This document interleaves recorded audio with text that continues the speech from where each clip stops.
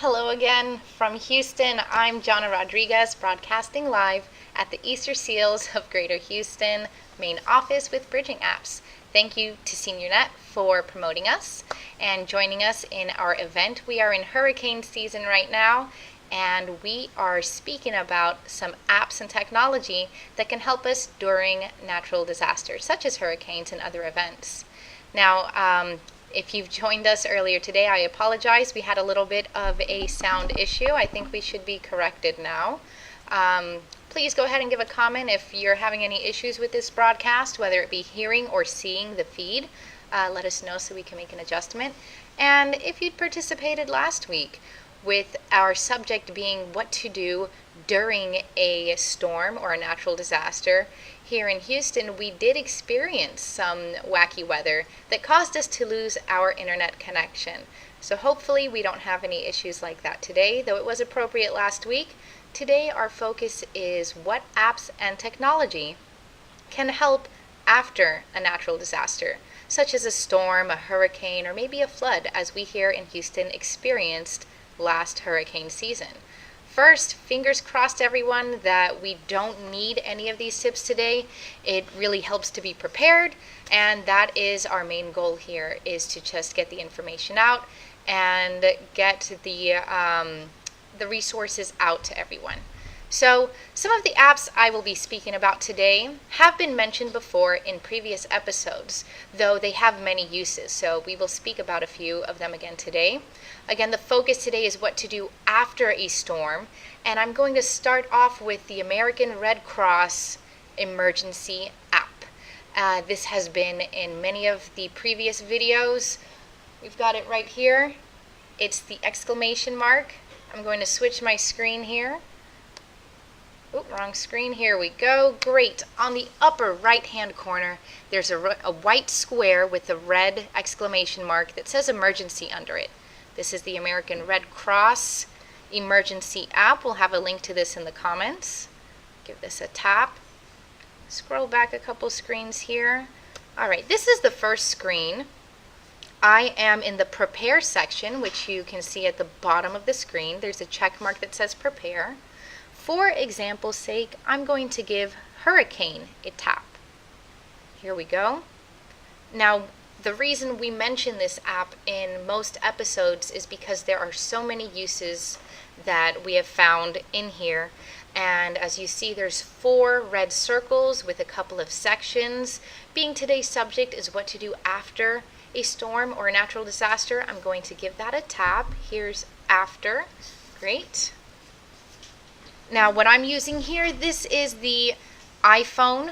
iOS 10 is what I'm using at the moment. And again, this is the American Red Cross Emergency App. I've just tapped on hurricane, what to do after a hurricane, as you can see at the top there. Don't mind the time. The program I'm using changes the time for whatever reason on my phone. Again, this is an iPhone. I'm going to scroll down a bit.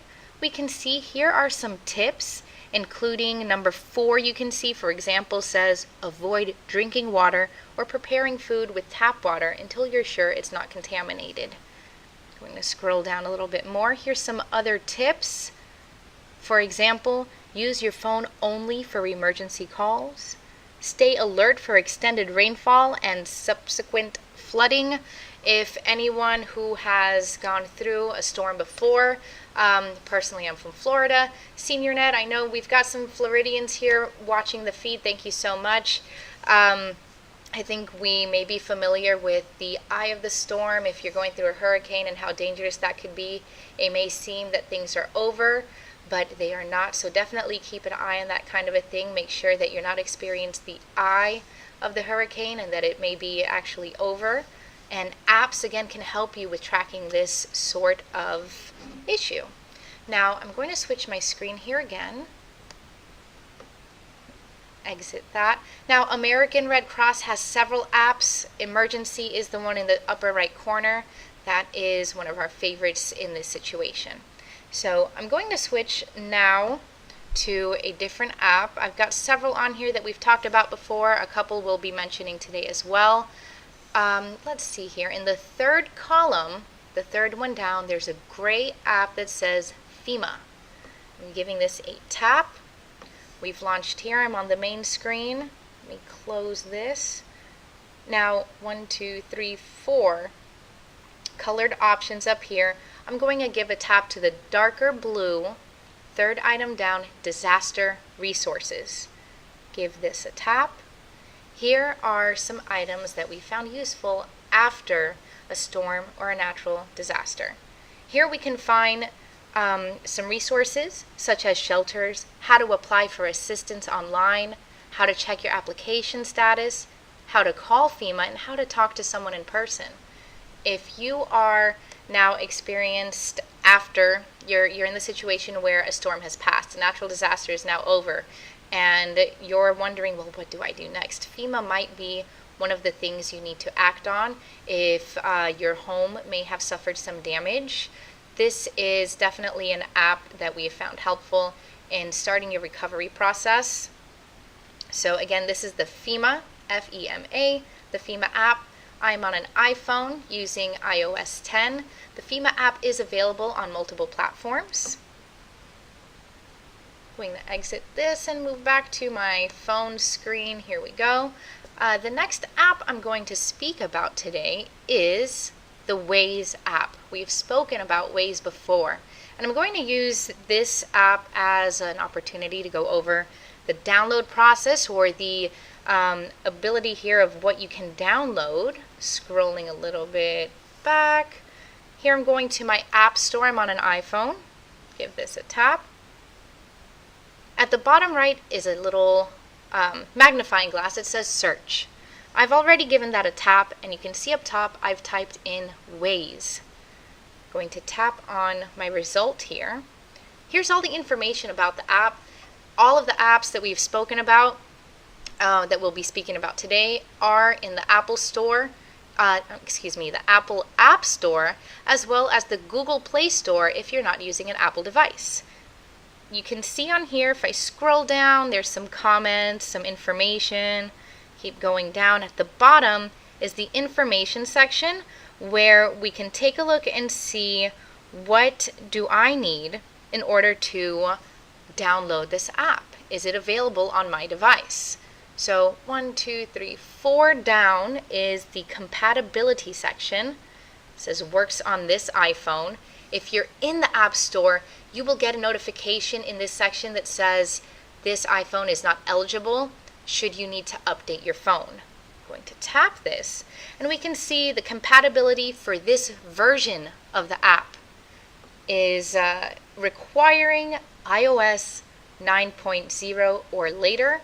iOS 9 was released in 2015, so it should go back just a little bit. And if you happen to see that your device shows that it's not compatible with any of the apps that we've spoken about today, please reach out. We'd love to help you. We'd love to look into that and see if there are alternative options, or maybe we just need to make a couple of adjustments.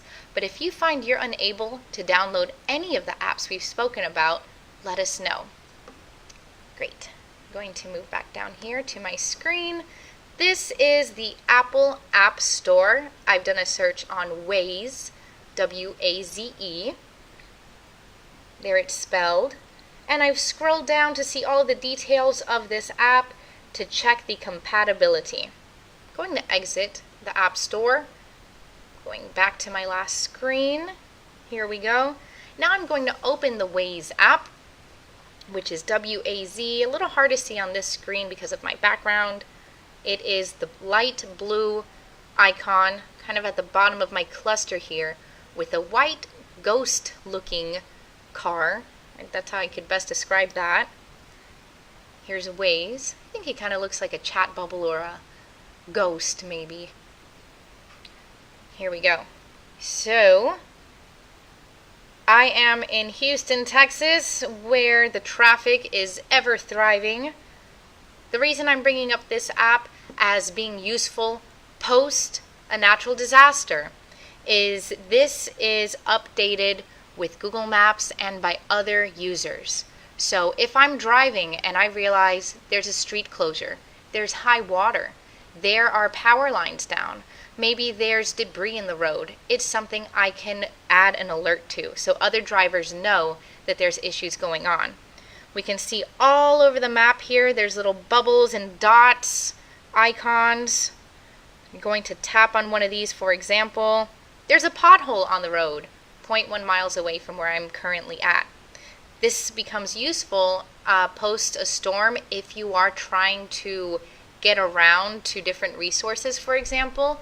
Using the Waze app is a great way to find which roads are still accessible. After a storm, there could be damage, there could be dangers in the road, so this is a way that other users can upload what issues you should be concerned about on the roads, and it will help you find a safe path from point A to point B. Now, I'm going to switch my screen here once more. Perfect. Zoom out a little bit. Actually going to give this a tap here on the search, and I'm just going to type in something common such as Starbucks. Give it a search. Now, for example's sake, I'm going to tap on this Starbucks right here. Here's the information about it. Go. I've got an option to check the routes. There's a couple of delays on 2 of the routes. I'm going to tap one of the one with delays just so we can see what kind of issues are here. And we can see right over here, give this bubble a tap, there's standstill traffic. So if I can avoid that area, I will. And again, post a disaster, this is a great way to find out any issues that may be dangerous in the road, as other people can put alerts through this app. This is the Waze app, W-A-Z-E. This is a free app. It's available on all platforms. In order to get these updates, you will need an internet connection. If you're using this on a cell phone, for example, on a smartphone, it can use your carrier, such as AT&T, Sprint, Verizon, whoever your carrier may be. It will support these apps in order to give you internet connection. This is an app, once you download it, it asks for your permission to use its location. Some apps you may not want to give it permission. Since this app is map-based, it will need your location. This is a safe app to use and allow your location for. It helps it with its accuracy and giving you the best information. So when it asks for permission to use your location, absolutely allow it, give it permission to use your location. It is a map app. Great. I'm going to switch my screen here for a moment. The next app we are going to speak about today, with our focus being recovery, what to do after a storm or natural disaster of another sort, is the Nextdoor app. Nextdoor is an app that we've spoken about before. It was mentioned in planning, and it's such a great app because this is a way to connect with your community. I've got it behind me right here. It's this green icon with the little white house. The Nextdoor app is a free app. It's available on all platforms. Switch my screen here. I've got it on my second column, 3rd row. Give this a tap. This does require you to verify your address in order to prove and accurately connect you with your neighbors. I'm going to scroll down here a little bit so we can see some of the items here. One of the things I love about my neighborhood with the Nextdoor app is that the Harris County Sheriff's Department is very active. So it's great to get updates that way. And the community gets involved. We can make comments and share things through here. And I had a screen up here earlier. It refreshed as soon as I opened it. You can see, I think items like this are very important where it says there was an attempted theft. Someone's toolbox was rummaged through in the neighborhood. So this gives the neighbors an alert to look out for certain dangers and just know that everybody is watching and communicating with each other.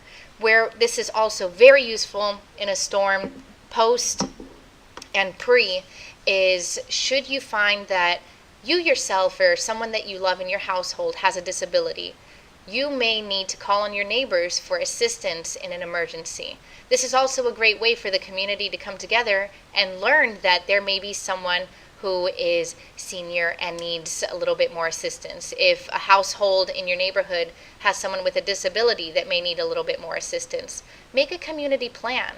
It takes a lot more than one person to get through a disaster, and it helps so much when you have the community coming together.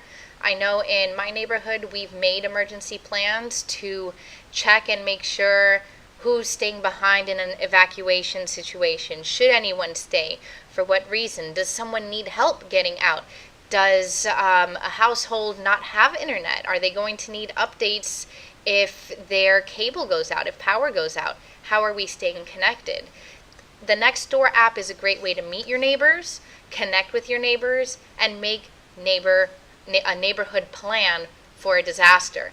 It's a great way also to find out that there is a drive going on. Anyone who has dry clothes to donate post a disaster, here's when the pickup is. I know my neighborhood did that. There was a pickup truck that came around to gather supply from everyone. It was easier than having so many other cars on the street getting to the donation center. One designated car was organized to come through the neighborhood and collect everything. And the Nextdoor app is a great way just to connect with your neighbors. You can find out where resources are, how to contribute to resources, and another way to find out if there's any issues in your neighborhood. Again, if you or a loved one has a disability and may need some extra help with making your preparations or executing a plan, connecting with your neighbors is a great way to do this.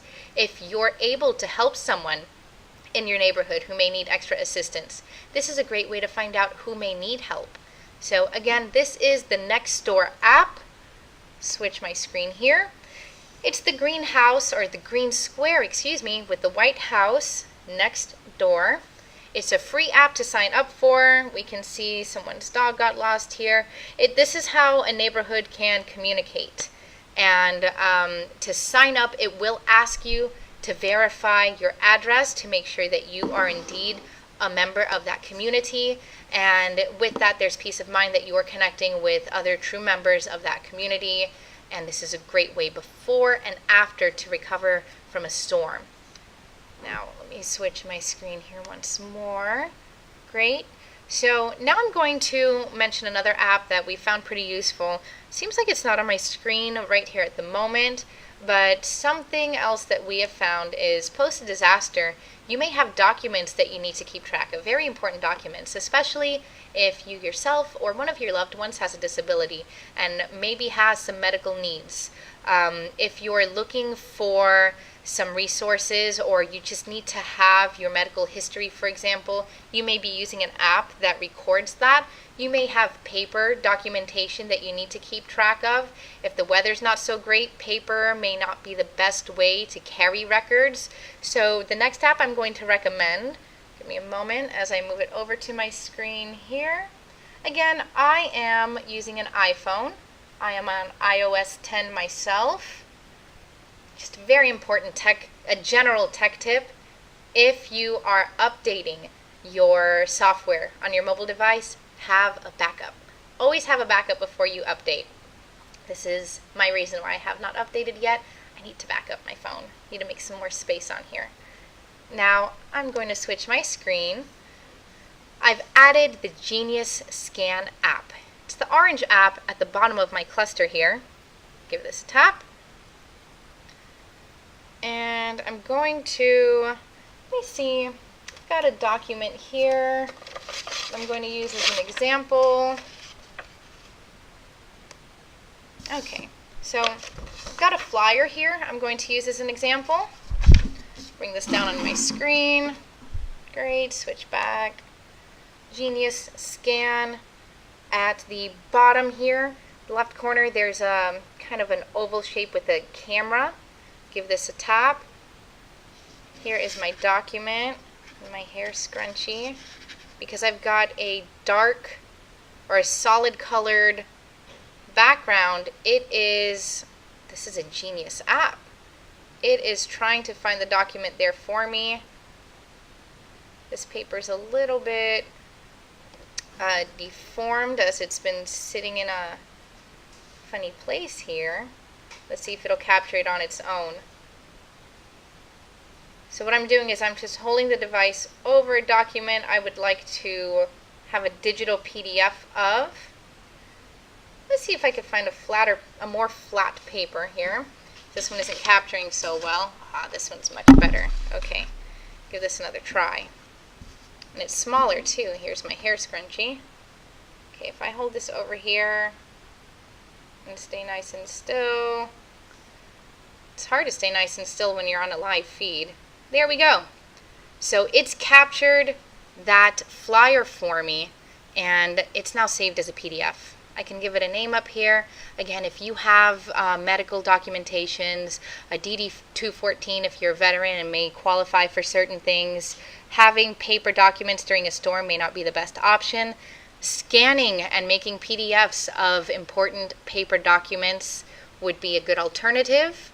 And this is the Genius Scan app.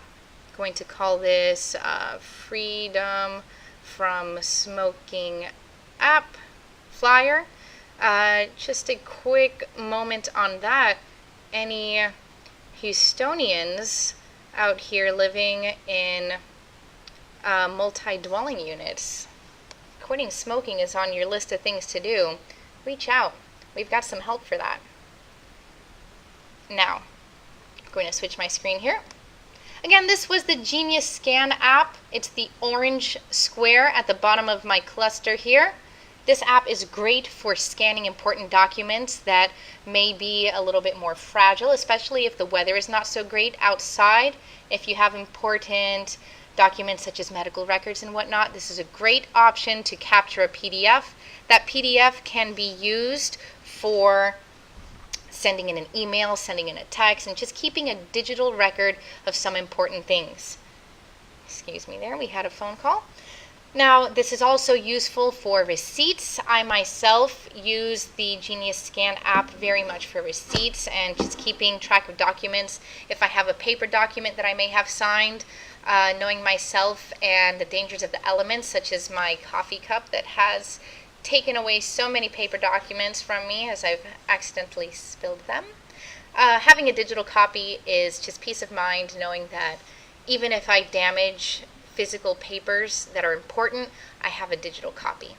If you're signing anything, having a digital copy is great as well. So just know there's an app for that. Again, that is the Genius Scan app. This can be so useful post a natural disaster when it comes to recording or keeping a record of your important documents. I'm going to switch my screen here again. This is the last app that I'll be speaking about today, as we're recommending apps to use after a storm. Maybe I'll squeeze another one in there, but I really wanted to get into the Doctor on Demand app. This one is definitely a conversation starter, so if you've used this, you have any concerns or questions about it, please give us a comment, send us a message. We want to know how you feel about it, what your experience was with it. This is, here we go, switch my screen. Doctor on Demand is in my first column. It's the third one down. It's a dark blue square with white letters and a plus that say DR. This is Doctor on Demand. Let me give this a tap. This is a free app to download, though there may be costs with this app. At certain times, this is something that changes every now and then, but at certain times this is an app where there are promotion codes and your first visit is free. Very generally, an explanation of what Doctor on Demand is. It's an app to connect with a doctor through your mobile device. You will need to make an account. We have seen that this kind of digital office doctor visit is becoming a part of many insurance plans, where you may have the opportunity to connect with a doctor virtually because you have insurance with this company or that company or whatever you may have. Now, Doctor on Demand does not require you to have insurance. In that case, you may have to pay a fee. I have seen in the past that they have a maybe a promotion fee of about $40. So this could be an option if you don't have insurance.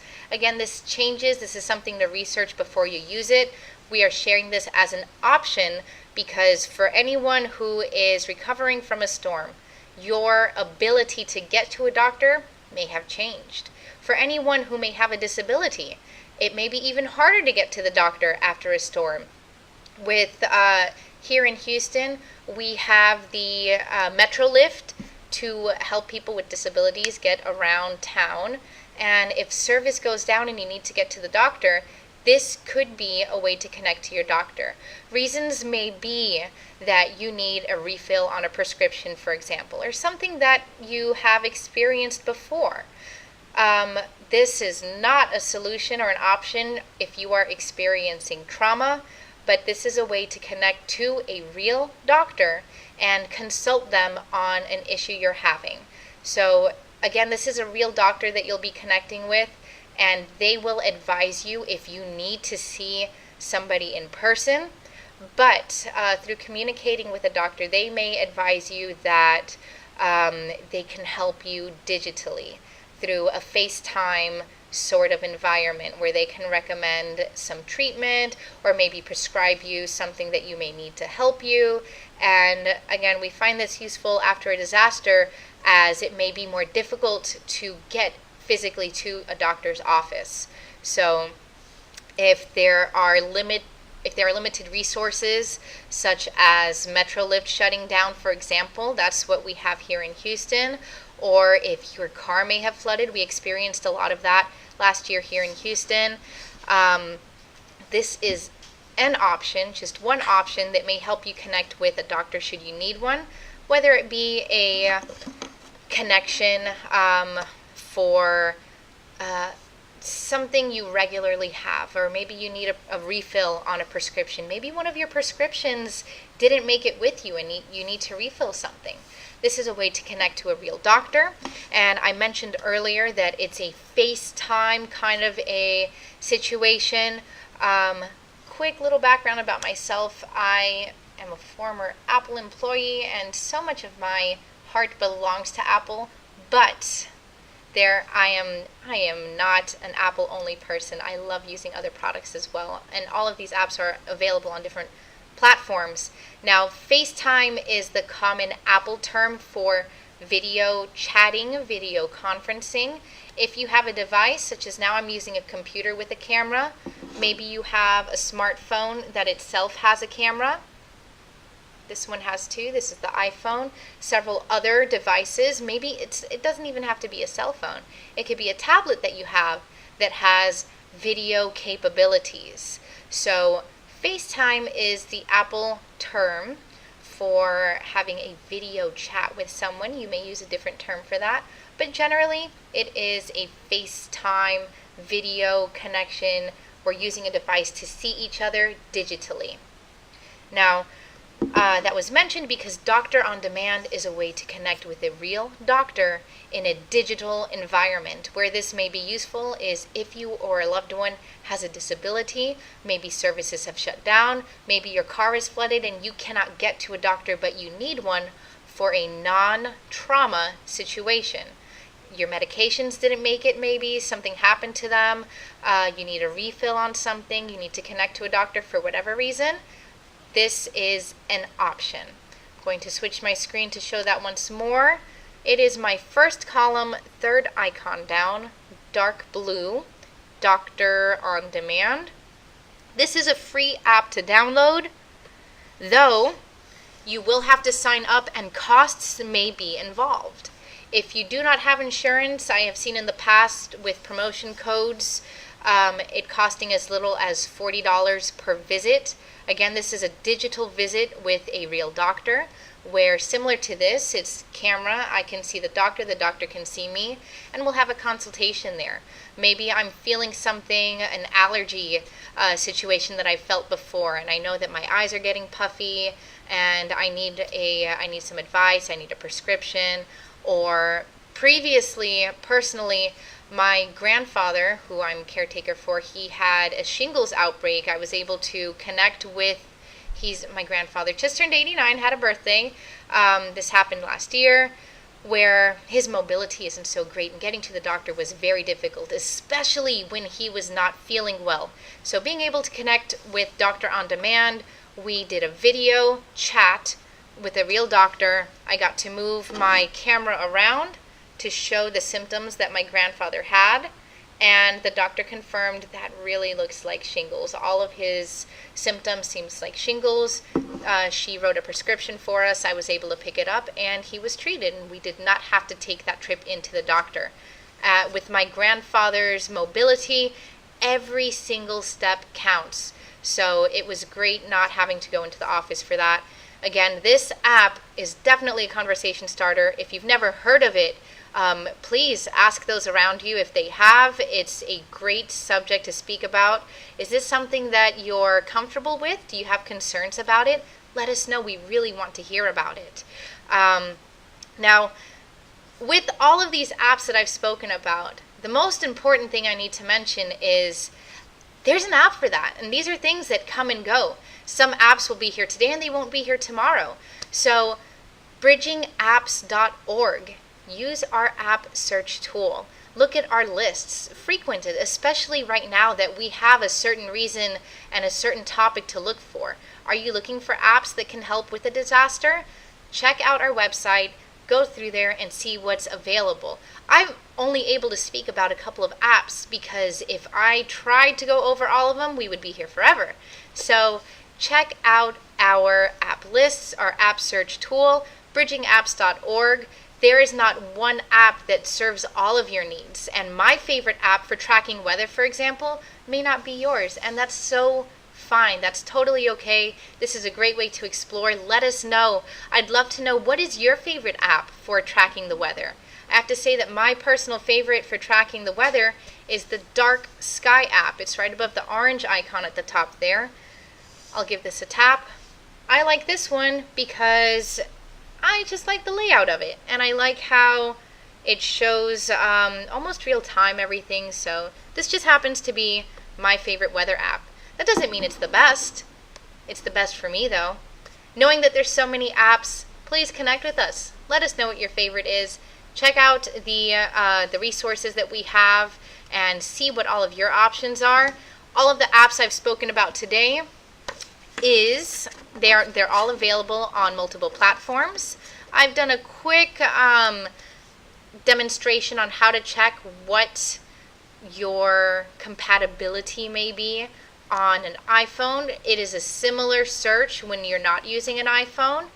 When you look up these apps, you'll be able to find out what systems they require in order to work. All of these have been built to work on all platforms, though with updates, the phones, the tablets, they all at some point or another have updates, and the apps themselves have updates, so there may be updates required in order to use some of these apps.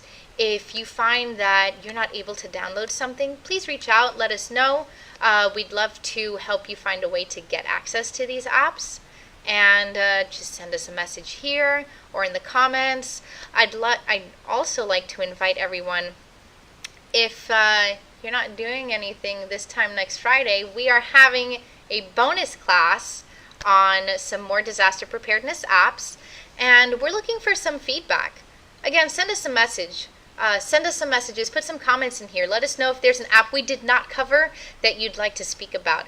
Or if we've covered an app and you've tried it, you found a different use. Or maybe you found that it wasn't the best, or you're so in love with this app now. Reach out to us. Let us know.